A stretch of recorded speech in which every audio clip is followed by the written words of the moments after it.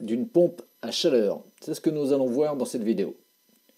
Donc pour calculer la puissance d'un échangeur à eau, la puissance d'une PAC, d'une chaudière, d'une centrale d'air, quand il y a un échange de chaleur thermique, il y a une formule. Donc cette formule c'est P est égal à QV fois 1,16 fois delta T. Donc la puissance, on va la trouver en watts. Donc le QV, après c'est le débit d'eau en litres par heure. Attention aux unités, de bien toujours respecter des litres par heure.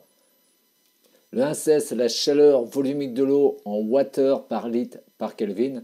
Prenez pas trop la tête avec les unités si ça vous dérange. Le principal c'est de réussir à calculer la puissance. Donc bon, le 1,16 ça c'est plutôt méthode entreprise, chantier. Bon, en scolaire, ils prennent plutôt le 4,18 kJ par kilogramme. Mais bon, moi ça ne m'arrange pas trop, je trouve ça plus simple de travailler avec le 1,16. Donc bon, pour ceux qui connaissent le 4,18, ils le conservent, il n'y a aucun souci. Mais pour ceux qui ne connaissent pas, ils peuvent appliquer cette petite formule qui fonctionne très bien et qui est très simple. Après, il y a le delta T, c'est la différence de température entre l'entrée et la sortie de l'échangeur. Donc, on va passer tout de suite à des exercices. On va prendre des petites données. Il faut nous relever les données pour appliquer la formule. Donc, on prend une température de départ qui est en rouge à 35,5 degrés Celsius.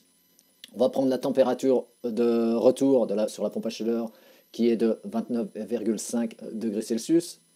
Le débit, soit c'est l'afficheur de la régulation de la pompe à chaleur où on peut trouver le débit qui nous donne 15 litres par minute. Sur certaines installations, il y a des débitmètres avec où on peut régler le débit, où là on tire sur la petite languette, là ici, il y a une petite bille rouge là, qui se déplace et ça nous donne le débit en litres par minute. Donc là j'ai pris un débit de 15 litres par minute.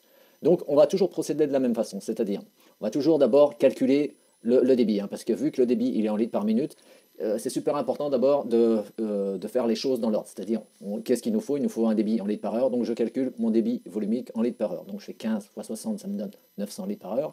Après, j'applique ma formule P est égal à QV fois le delta T, donc c'est 900 litres par heure fois 1,16 fois 35,5 moins 29,5, donc ça fait un delta T de 6. Et donc, je trouve ma puissance, là, à ce moment-là, ma pompe à chaleur, elle fait 6264 watts.